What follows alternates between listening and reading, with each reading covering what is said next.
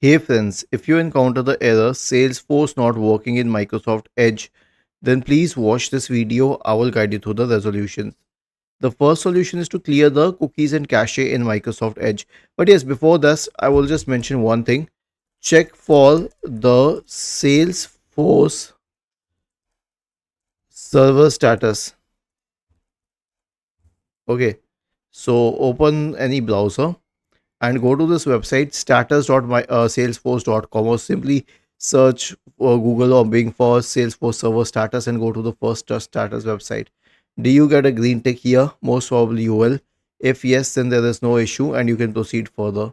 So now you need to understand that there can be no issue with the application because there is no application. It's a website. If the server is working fine, it means that the website is fine, and the issue would be with the browser itself. So open Microsoft Edge, click on these three dots at the top right corner, select history, click on this bin symbol here, change the time range to all time, check all of these boxes, click on clear now. Done. The next one is to allow third party cookies on Microsoft Edge.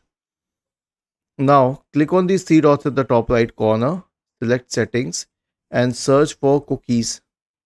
Okay, and hit enter. And then you can scroll down to cookies and stored data and click on manage and delete cookies and site data.